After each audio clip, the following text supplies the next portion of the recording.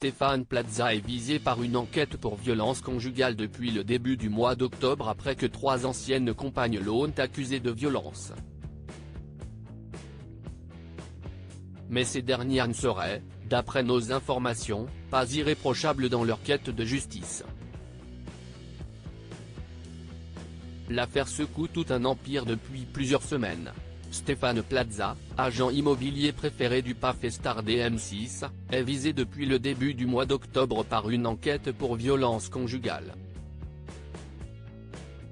3 de ses anciennes compagnes, dont 2 ont porté plainte, dépeignaient un portrait peu glorieux de l'animateur préféré des Français, affirmant avoir été victime de violences verbales et physiques pour certaines de sa part. Si pour l'heure, l'enquête poursuit son cours pour faire toute la vérité sur cette affaire, les 3 jeunes femmes accusant Stéphane Plaza auraient eu recours à des méthodes discutables pour obtenir des témoignages. Selon nos informations exclusives, les 2 plaignantes et la 3e, qui n'a pas voulu porter plainte, sont entrées en contact il y a plusieurs mois avec des personnes ayant côtoyé Stéphane Plaza. Et ce, bien avant que l'animateur ne dépose plainte lui-même pour harcèlement et cyberharcèlement contre celle qu'il accuse de violence. 2 femmes, anciennes collaboratrices ou amies, affirment qu'elles ont été harcelées par le trio afin d'obtenir leur témoignage, chose qu'elles ont refusé de faire, puisqu'elles n'avaient rien à lui reprocher. L'une d'elles aurait même reçu une centaine de messages. Une des 2 femmes victimes des accusatrices a d'ailleurs porté plainte ce 27 octobre, pour harcèlement et cyberharcèlement. Bien qu'elles se soient cachées sous des faux profils et alors que les 3 accusatrices ne sont connues que sous leur pseudo, elles auraient été identifiées par les propos tenus. La plainte a été portée contre X, mais elles sont visées nommément. La seconde plaignante portera plainte la semaine prochaine. Des SMS suspects. Les méthodes employées par les accusatrices font l'objet d'observations depuis plusieurs jours.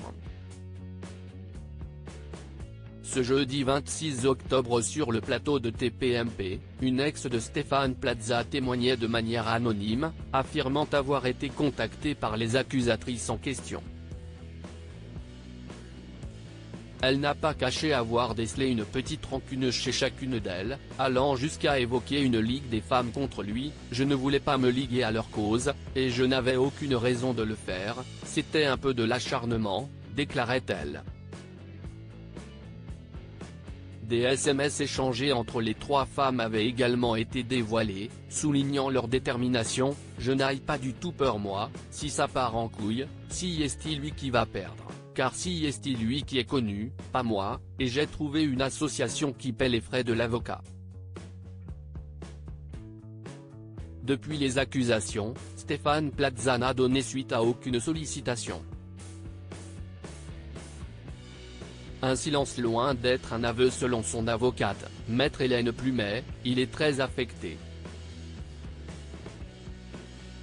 Aujourd'hui, son nom est sali et son réseau est attaqué alors qu'il n'a commis aucun crime, ni aucune violence, lisait-on dans un communiqué lu dans Touche pas à mon poste. Les enquêtes internes ont conclu qu'aucun acte de sa part ne pouvait s'apparenter de près ou de loin à de la violence morale ou physique. Un discours tenu également par Karine Le Marchand et Éric Antoine qui affirmaient tous 2 n'avoir jamais vu Stéphane Plaza violent avec quiconque. L'animateur avait porté, dès le mois de juin 2023, plainte au pénal pour harcèlement et cyberharcèlement. Affaire à suivre.